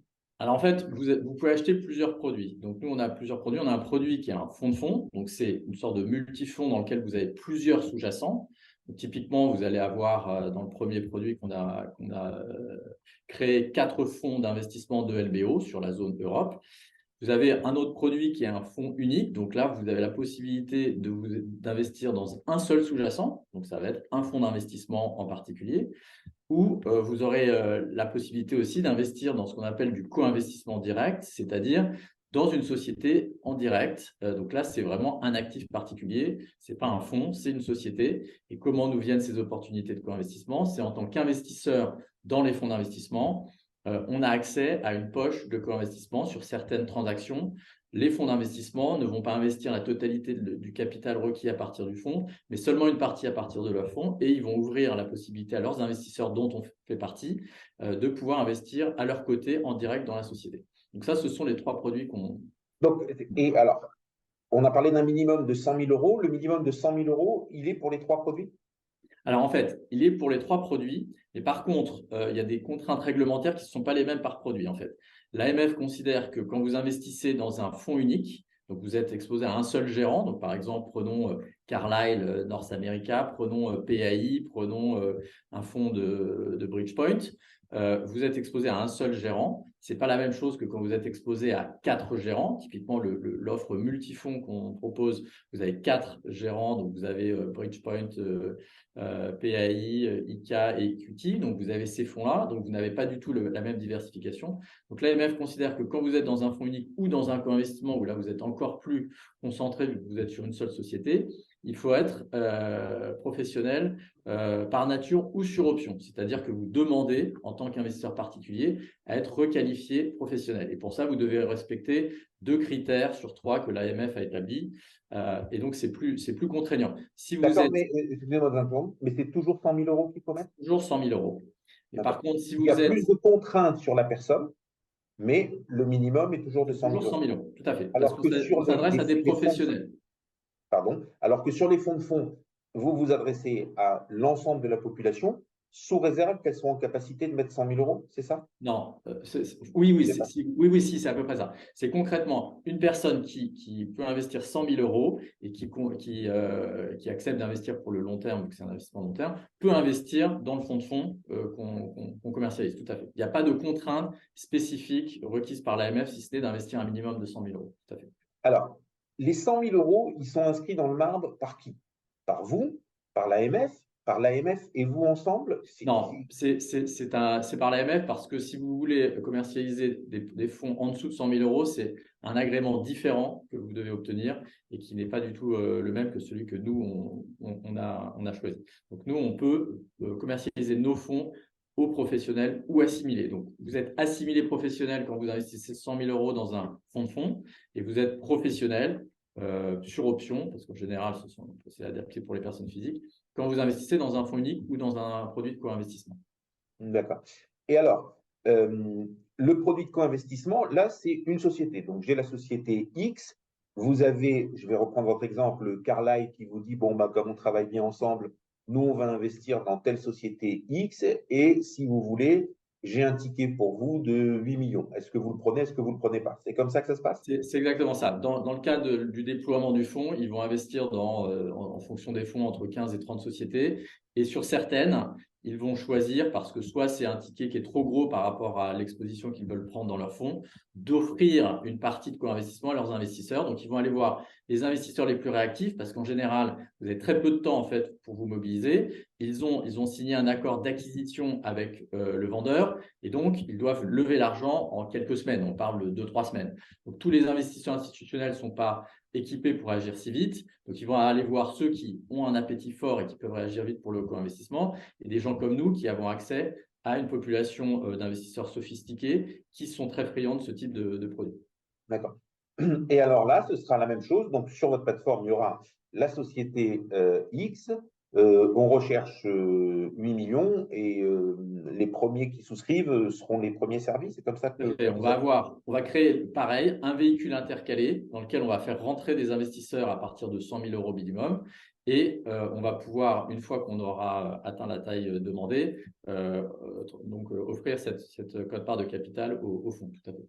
Et donc, en co-investissement, ce sera toujours une seule société. Donc, on sera extrêmement concentré. En fait, co-investissement direct, c'est effectivement une opportunité d'investir dans une société en particulier. Donc ça c'est réservé à des gens qui connaissent bien déjà le private equity, qui cherchent ce genre d'opportunité parce qu'ils aiment tel secteur et c'est le secteur qui correspond à ce qu'ils aiment ou ils connaissent typiquement la société. Donc, c'est vraiment des gens qui souhaitent être exposés à un seul actif, tout à fait. Mais souvent, ce sont des gens qui en feront plusieurs. Donc, en fait, ils vont diversifier leur portefeuille comme ça. Donc, ils vont diversifier leur portefeuille en ayant sélectionné 4, 5, 6, 7, 8 sociétés, c'est ça? Ils vont participer à plusieurs co-investissements pour pouvoir se créer un portefeuille. D'accord. Et alors, si on revient sur tout à l'heure, on a parlé de ces fonds non cotés qui arrivent, et pas que le private equity, de tous ces fonds qui arrivent. Et bon, s'ils arrivent tous, c'est qu'ils répondent à une demande, ou alors qu'il y a un outil réglementaire ou qu'il y a une modification réglementaire qui leur permet d'exister, alors que ça ne leur permettait pas d'exister. Et quand on a préparé l'émission, bon, on a vu qu'il y avait déjà eu des tentatives avec les FCPI, les FCPR dans le début des années 2000. Ça avait plutôt bien marché et les résultats n'étaient pas au rendez-vous. Les résultats n'étaient clairement pas au rendez-vous. Et petit à petit, les gens s'en sont un peu délaissés. Bon, c'est vrai que le législateur, en supprimant l'ISF et en supprimant donc la faculté de déduire de l'ISF, a aussi donné un sérieux coup de rabot. Pourquoi est-ce que là, on doit s'attendre à des résultats complètement différents? D'abord, la première question, bon, je vais quand même vous la poser. Doit-on s'attendre à des résultats complètement différents? Est-ce que vous avez un peu évalué les résultats? Est-ce que vous avez des fourchettes indicatives à donner? Est-ce que vous avez le droit de le faire? Et pourquoi aujourd'hui, pourquoi aujourd'hui, ce qui n'a pas vraiment fonctionné devrait fonctionner? Alors, c'est une très bonne question parce que là, en fait, finalement, on parle de deux produits qui sont différents. À l'époque, en fait, l'offre du non-coté était concentrée était plutôt menée par un intérêt fiscal. Donc, en fait, les gens investissaient en non-coté sur un fonds pour avoir un avantage fiscal. La performance du fonds était très, très peu questionnée et n'était pas du tout le moteur de l'investissement. Donc, en fait, effectivement, il y a eu beaucoup de déceptions parce que si vous investissez dans un fonds et que la performance n'est pas au rendez-vous, vous êtes déçu, mais vous auriez peut-être pu identifier ça au début parce que historiquement, ce genre de fonds ne sont pas ceux que nous présentons. Nous, en fait, ce à quoi on donne accès, ce sont les fonds d'investissement les plus performants dans lesquels des investisseurs institutionnels les plus sophistiqués, type des fonds de pension. Un fonds de pension américain, c'est quoi? C'est un fonds qui gère la retraite de salariés américains qui doit du coup le placer pour faire fructifier l'argent sans prendre trop de risques. Bon, ces animaux-là investissent dans la classe d'actifs depuis plus de 40 ans et vont continuer à investir dans cette classe d'actifs. Pourquoi? Parce qu'elle délivre un taux de rendement extrêmement élevé avec une prime de risque très élevée. Très faible, pardon, excusez-moi.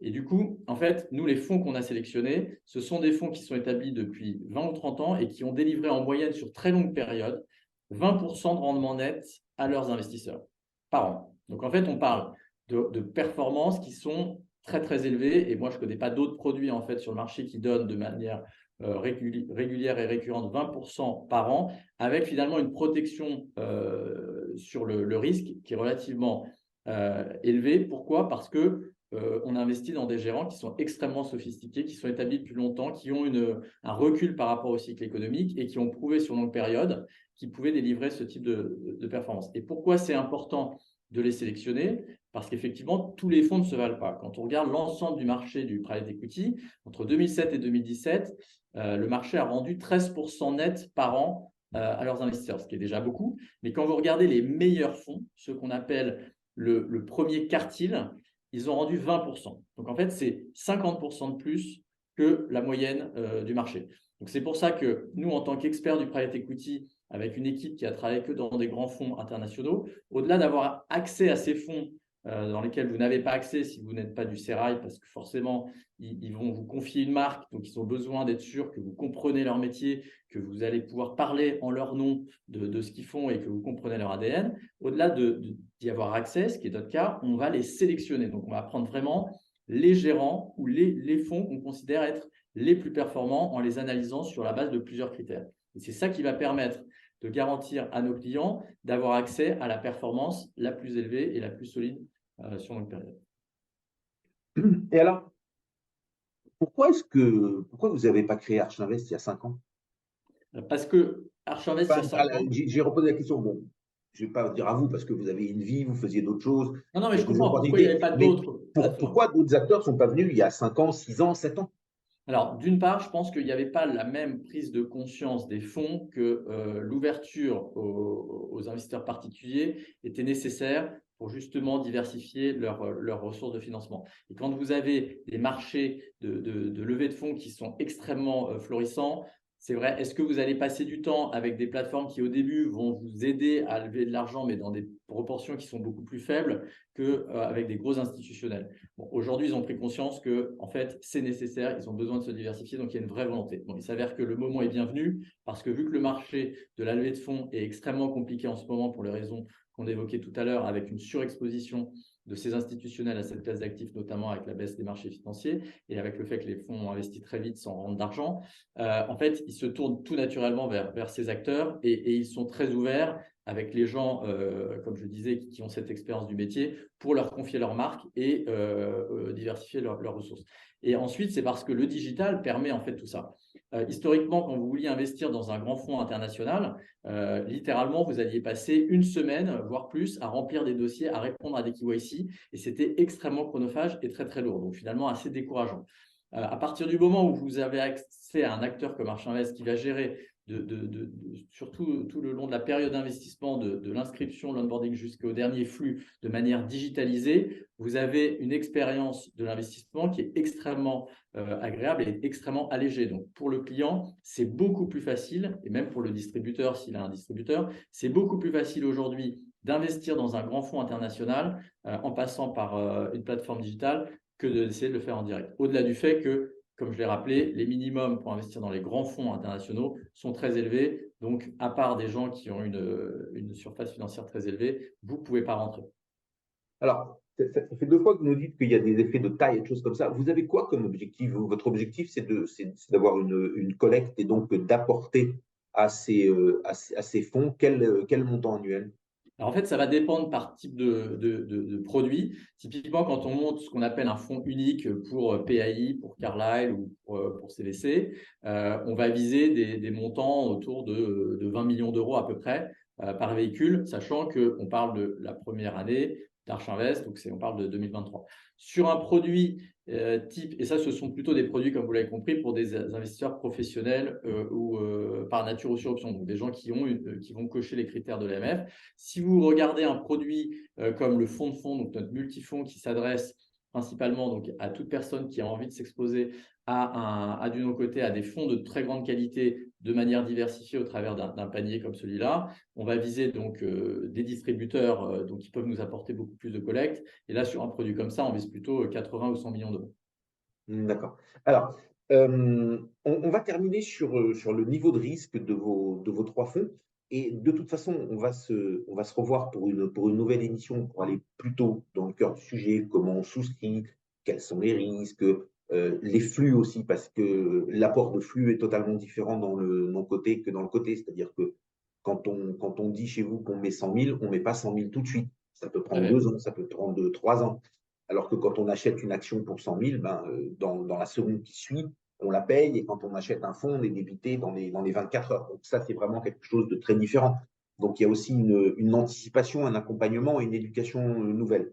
Mais ça, on va le laisser pour la prochaine fois. Le sujet est vaste. On a préféré le traiter en 2 fois que de le traiter en une fois. Je voudrais juste qu'on parle au niveau des anticipations de résultats et des risques que comment vous pouvez les noter, si tant est que vous les notiez ou que vous avez quelque chose par rapport aux 3 produits. Donc, on a le fonds de fonds, on a le fonds unique et on a encore le co-investissement. Donc, le fonds de fonds, on met 100 000 euros, enfin, quelle que soit la somme. D'abord, quelle que soit la somme qu'on mette, on aura le même rendement ou il y a des rendements qui vont jouer par rapport aux Non, non, sommes non, parce que les frais vont baisser. Quelqu'un qui va, par exemple, mettre 3 millions sur le fonds de fonds aura le même rendement et la même part de fonds que quelqu'un qui va mettre 100 000 euros ou vous avez décidé de faire des parts différentes avec des frais différents suivant les sommes? Non, on a des parts différentes selon les sommes et aussi selon les accès en fait en fonction de leur distributeur.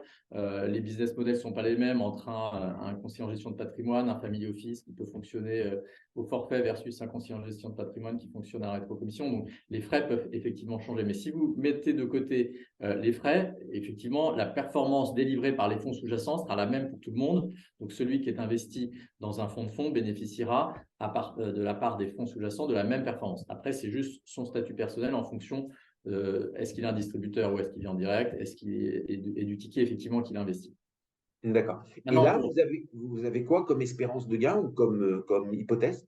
alors typiquement, si on regarde, si on prend l'exemple du fonds de fonds, si on fait l'hypothèse que les fonds sous-jacents qu'on a sélectionnés vont délivrer 20% à peu près en moyenne de TRI chaque année, ça veut dire pour un investisseur, il va réaliser à peu près 2 fois son argent et il va réaliser à peu près un peu plus de 15% de TRI net moyen post-frais.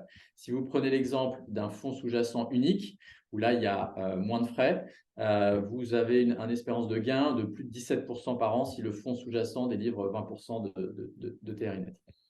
Mais vous êtes toujours dans la même logique. Ça veut dire que vous partez d'une hypothèse de 20 que vous pensez être raisonnable tant pour le fonds de fonds que pour le fonds unique. J'allais venir. Alors, le fonds de fonds au fonds unique, c'est la même chose parce que ça dépend de la sélection des fonds. On a le même type de sélection, que ce soit un fonds unique ou un fonds de fonds. Donc, c'est la même qualité de fonds qu'on va proposer, soit en fonds unique, soit dans un fonds de fonds.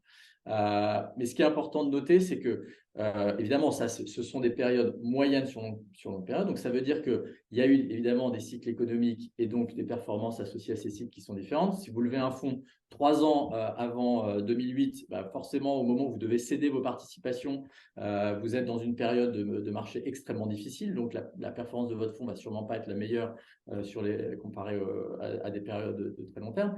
Mais en fait, donc ça veut dire que ce sont des fonds qui ont rendu dans certains millésimes plus que 20% et dans d'autres moins, mais en moyenne, ils ont rendu cette performance et avec un écart type relativement faible.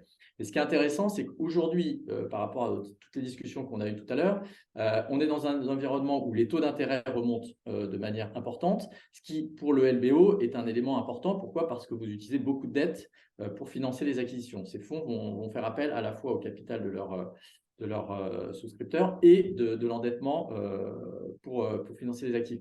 Donc, les taux d'intérêt remontants, ça veut dire que les valorisations sur le marché du LBO baissent. Parce que pour acquérir la même société et atteindre le même rendement, même si les hypothèses de revenus et de coûts restent les mêmes, vu que vous avez un coût du financement plus élevé, vous pourrez payer moins cher. Donc, ce qui est très intéressant, c'est que tous les fonds que nous, on a sélectionnés et qu'on déploie aujourd'hui sont des fonds qui sont en cours de levée. Donc, ce sont des fonds qui vont déployer l'argent à partir de maintenant. Et du coup, ils vont le déployer dans un environnement de marché extrêmement favorable. Pourquoi? Parce que les valorisations vont être très attractives. Moi, j'étais encore avec ma casquette investisseur dans un fonds en janvier 2022, donc il y a à peine un an. Ça faisait plusieurs mois, voire années, qu'on essayait d'acheter des sociétés au bon prix.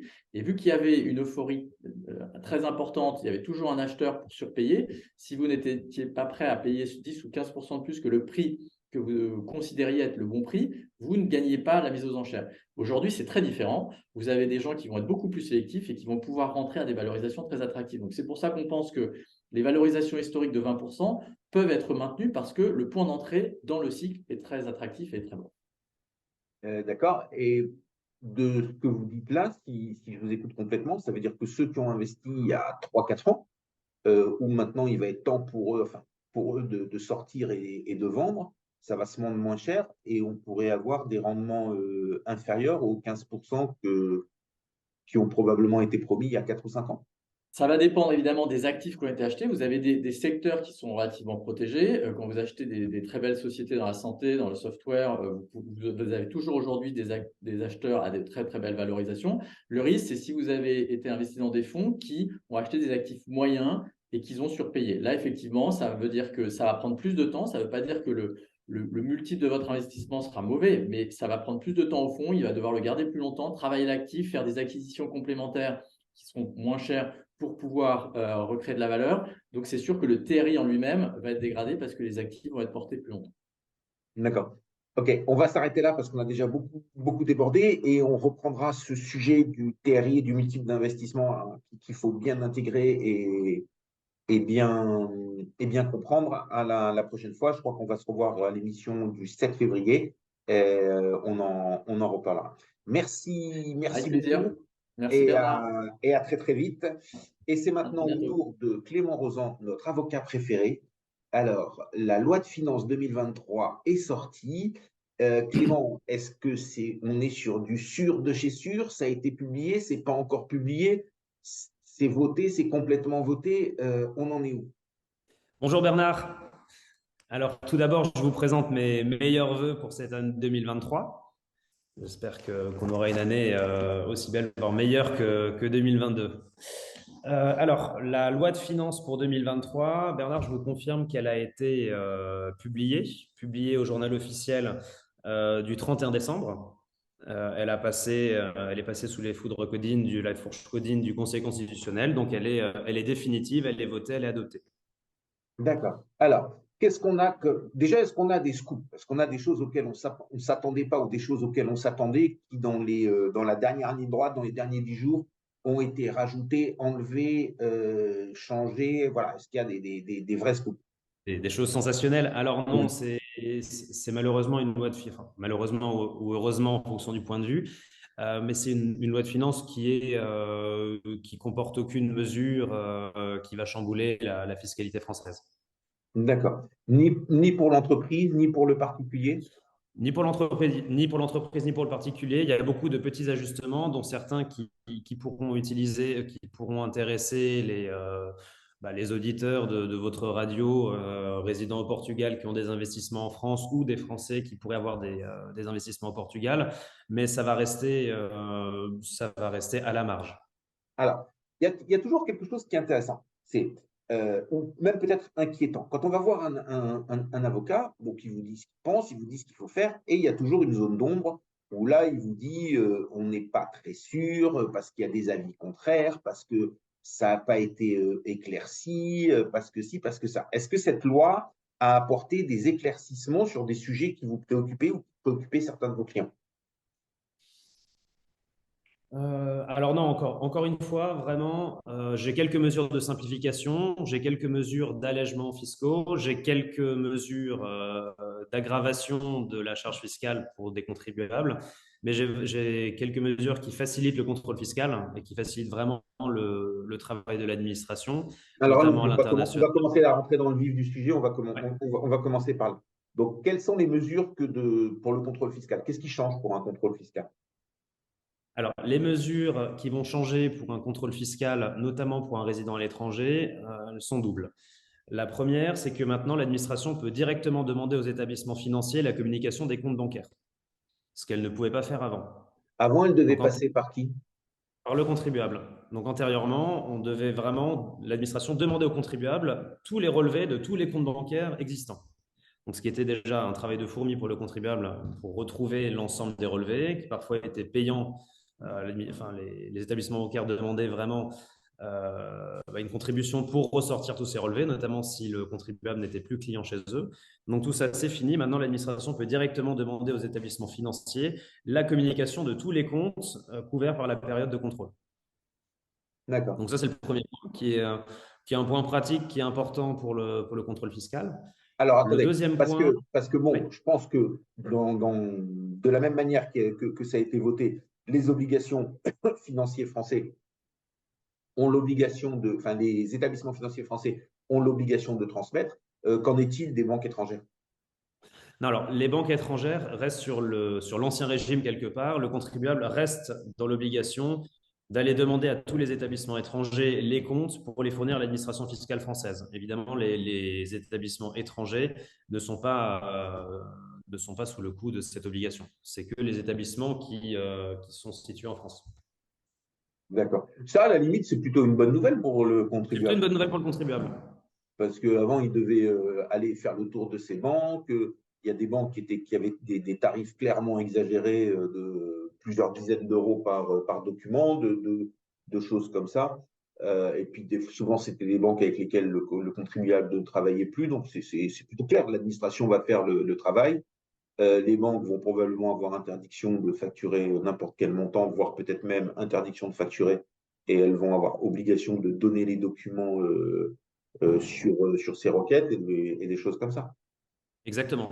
Donc ça, c'est plutôt une mesure de facilitation du contrôle fiscal et ça va également accélérer, je pense, les contrôles fiscaux personnels. Dans les domaines pour les épargnants, sur l'assurance vie, les comptes titres, il y a eu des changements? Oui, alors il y a un changement qui est important, notamment pour les contribuables qui détiendraient des avoirs à l'étranger ou pour les contribuables non résidents. C'est que jusqu'à présent, l'administration pouvait demander des justifications sur les contrats d'assurance vie étrangers. Et à défaut de réponse sur l'origine des avoirs, l'administration pouvait taxer ces avoirs à hauteur de 60%. Comme une donation. Comme une donation, c'est exactement ça. Ces 60% correspondent au barème maximal des droits de mutation à titre gratuit. Mais jusqu'à présent, les contrats de capitalisation échappaient à cette règle. Là, à partir des contrôles qui seront initiés au 1er janvier 2023, à défaut de justification satisfaisante sur l'origine des avoirs qui se trouveraient sur un contrat de capitalisation situé à l'étranger, le contribuable se retrouvera imposé, comme pour les contrats d'assurance vie, à hauteur de 60%. Alors, comment est-ce qu'elle s'applique cette loi? C'est-à-dire que, imaginons, j'ai un contrat d'assurance vie à l'étranger, j'ai 100 000 euros dessus, je ne l'ai jamais déclaré, j'ai d'ailleurs jamais fait de retrait, j'ai d'ailleurs jamais rien fait. En fin de compte, voilà, il ne s'est jamais rien passé, je l'ai un petit peu oublié. Par contre, je l'ai ouvert il y a 27 ans. Oui. Et puis, un jour, je reçois une lettre de l'administration qui me dit Monsieur, il semblerait que. Ou alors, j'ai mon conseiller ou quel qu'il soit qui dit bon, ça suffit de traîner avec ça, il faut maintenant régulariser. De toute façon, vous ne faites rien de mal. La seule erreur que vous faites, c'est de ne pas le déclarer. Et là, je le déclare et on me dit origine des fonds d'il y a 27 ans. Je leur dis je travaillais, je mettais de l'argent de côté et donc je l'ai déposé. J'ai bien sûr pas de trace d'un chèque, j'ai pas de trace d'un virement, j'ai pas de relevé bancaire d'il y a 27 ans, j'ai rien, j'ai même pas mes déclarations d'impôts d'il y a 27 ans pour prouver que je gagnais de l'argent. Je sais même pas si l'administration fiscale les possède encore, mes déclarations d'impôts d'il y a 27 ans, puisque rien n'était informatisé. La seule chose que je peux avoir, c'est mes fiches de paye, parce que là, pour la retraite, c'est assez sérieux et les organismes de retraite conservent vraiment tout le parcours. Comment elle réagit, l'administration fiscale? Est-ce qu'elle dit, bon, 100 000, c'est bon, allez, ok, vous êtes quelqu'un qui gagnait bien votre vie, donc ça peut être logique, ou alors elle va dire, moi, si vous ne me prouvez pas, je taxe. Oui, alors ça dépend beaucoup du déroulé du contrôle fiscal. Et c'est là où on avait déjà échangé là-dessus, mais c'est là où c'est, à mon avis, important d'être en bonne entente avec l'administration fiscale et d'être proactif sur les échanges. Dans les dossiers que j'ai pu traiter, lorsqu'on est en bonne entente avec l'administration fiscale et qu'on fournit des explications satisfaisantes, donc typiquement sur un montant de 100 000 euros, on peut dire qu'on faisait des retraits en France et qu'on déposait petit à petit des fonds sur une assurance vie étrangère pour se constituer un patrimoine. Ça, c'est des choses que l'administration peut entendre. Par contre, c'est sûr que ce texte-là, c'est un argument massue pour l'administration fiscale quand elle ne s'entend pas bien avec le contribuable. Parce que dans un cas, comme vous l'évoquiez tout à l'heure, j'ai aucun moyen de prouver l'origine des fonds. Donc là, l'administration, c'est très simple de taxer à 60%. Oui, alors il y a quelque chose d'un petit peu bizarre parce que l'administration fiscale, elle va vous dire c'est une donation, je vous taxe à 60%. Et là, vous lui répondez non, c'est pas une donation, je vais vous dire la vérité. J'avais un commerce de détail. Dans mon commerce de détail, je faisais, si on remonte longtemps, allez, on va parler en euros quand même, je faisais 20 000 euros de recettes que je ne déclarais pas à l'administration fiscale. Ces 20 000 euros, je les stockais. Et puis, je prenais ma voiture et je suis allé de temps en temps à Luxembourg ou à Genève. Et j'ai déposé l'argent 50 000 par 50 000. Donc voilà, j'avoue, je faisais de l'occulte, je n'ai jamais déclaré. Maintenant, c'est à 27 ans, je pense que c'est prescrit de tous les côtés. Donc, ce n'est pas une donation. Oui. Et bien dans ce cas-là, soit l'administration vous croit, effectivement, elle ne vous taxera pas en donation, et c'est ce qui se passe dans la plupart des dossiers, encore une fois.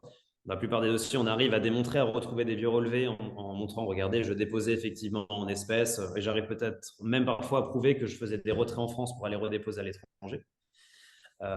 Par contre, dans quelques dossiers qui se passent mal, l'administration s'arc-boute et taxe à 60%. À défaut de preuve, de justification des avoirs par le contribuable.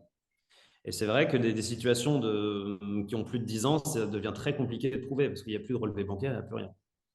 C'est ça. Alors, et au niveau des entreprises, on est sur la dernière tranche de la baisse de l'IS. Ça y est, l'IS est à 25 pour tous. Alors, l'IS est à 25 pour tous. J'ai une petite extension du taux réduit. Vous savez, l'IS en France comporte 2 tranches. Une première tranche de 15% et une deuxième à 25%. La première tranche de 15% était historiquement à 38 120 € et n'avait jamais été revalorisée par l'inflation. Là, on a une première revalorisation qui a été effectuée. Donc, cette première tranche est maintenant à 42 500. Donc, ce qui constitue plutôt une bonne nouvelle pour le contribuable. J'ai une deuxième baisse qui est notable pour la fiscalité des sociétés, qui concerne la contribution sur la valeur ajoutée des entreprises, la CVAE, qui baisse de moitié en 2023 et qui s'effacera totalement en 2024. D'accord. La CVAE, ça représentait de gros montants? C'est un impôt important? Alors, c'est un impôt qui est calé sur la valeur ajoutée des entreprises.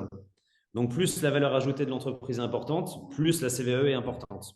Pour les petites entreprises, ça ne représente pas un impôt énorme. Pour les entreprises qui commencent à avoir des chiffres d'affaires importants et surtout des résultats importants, oui, ça peut représenter beaucoup d'argent. Ok. D'autres choses importantes? Alors, ou peut-être des choses un peu plus marrantes, un peu plus anecdotiques? Ouais, quelque chose d'un peu plus anecdotique, mais pas tant que ça. J'ai une extension de la taxe sur les logements vacants. Donc, la taxe sur les logements vacants, historiquement, s'applique dans les communes de plus de 50 000 habitants où j'ai une disproportion marquée entre l'offre et la demande locative. Donc là, j'ai une extension aux communes de moins de 50 000 habitants. Ah, donc c'est maintenant toutes les communes de France. C'est pour toutes les communes, pour autant que j'ai une disproportion marquée entre l'offre et la demande locative. C'est la mairie qui doit déclarer la disproportion? Non, c'est un décret rendu par l'administration. D'accord. Et donc, il y a une liste des communes qui sont concernées, c'est ça? Exactement. Il y a une liste des communes qui sont concernées. Donc, la taxe sur les logements vacants, ça vise plutôt les logements qui sont nus et qui ont été nus et non occupés pendant 1 an. Mais cette extension du domaine de la taxe sur les logements vacants a une incidence sur la taxe d'habitation. Vous savez, Bernard, que les communes qui sont dans le champ de la taxe sur les logements vacants peuvent voter une majoration de la taxe d'habitation sur les résidences secondaires. Majoration qui est comprise entre 5 et 60%. Donc là, aujourd'hui, il y avait assez peu de communes finalement qui pouvaient voter cette majoration. Demain, avec cette extension de la taxe sur les logements vacants aux communes de moins de 50 000 habitants, je vais avoir une explosion des communes qui pratiquent la majoration de taxe d'habitation sur les résidences secondaires. D'accord. Là, pour le coup, ça va avoir un impact important. Où on en est, et c'est là-dessus qu'on va conclure, où on en est avec la taxe d'habitation? Elle a complètement disparu, presque disparu, elle a disparu totalement pour les résidences principales? Oui, pour les résidences principales, tout à fait, elle a disparu. Maintenant, elle reste présente pour les résidences secondaires. Avec possibilité de modulation, encore une fois, si on est en zone tendue, on peut avoir une modulation de 60% à la hausse de la taxe d'habitation. D'accord. Et pour les résidences secondaires, la taxe d'habitation, elle est aussi liée aux revenus? Ou le fait de la minorer pour les bas revenus était exclusivement réservé aux résidences principales? De mémoire, c'est exclusivement pour les résidences principales. D'accord. Donc, en fin de compte, quand on dit les résidences secondaires, c'est toutes les résidences autres que la résidence principale, c'est ça? Oui, c'est ça, qu'elles soient nues ou meublées. C'est ça. Donc là, il y a toujours la taxe d'habitation et il n'y a pas de projet à la faire disparaître. Ah non, il n'y a pas de projet à la faire disparaître. On est plutôt sur l'inverse, on est plutôt sur le projet de la faire monter, cette taxe d'habitation. D'accord. Des nouveautés sur la taxe foncière? On a beaucoup entendu parler de hausse de taxe foncière, mais ça, c'était plutôt lié aux municipalités qui avaient besoin de ressources ou qui cherchaient des ressources. Exactement. Alors, aucune disposition dans la loi de finances pour 2023 sur la taxe foncière. Ça reste vraiment à la main des municipalités. D'accord. Et est-ce qu'il y a eu des renforcements sur les économies d'énergie, sur la rénovation urbaine? sur l'amélioration de l'habitat, puisque ça, c'est un vrai sujet d'actualité. Oui, alors on a une extension du taux de TVA, le taux réduit à 5,5% sur certains travaux de rénovation énergétique. Donc on va avoir des travaux de rénovation énergétique qui vont coûter moins cher. Et on a également un doublement du déficit foncier imputable sur les revenus du foyer pour l'année 2023. Donc, vous savez qu'en principe, les déficits fonciers s'imputent sur les revenus globaux des contribuables à hauteur de 10 700 € maximal. Pour l'année 2023, ce seuil de 10 700 double. On sera à 21 400 € d'imputation possible. D'accord, donc ça aussi, c'est une bonne nouvelle. Dans le cadre de rénovation énergétique. Dans le cadre il y a beaucoup de petites mesures pour inciter la rénovation énergétique du parc. D'accord. OK. Eh ben, il ne me reste plus qu'à vous remercier, qu'à vous dire à très bientôt. Dans 15 jours, on se voit pour un nouveau sujet et vous allez être notre référent juridique au gala d'hiver. Donc, ça fait un programme très, très chargé de choses qu'on a à faire ensemble.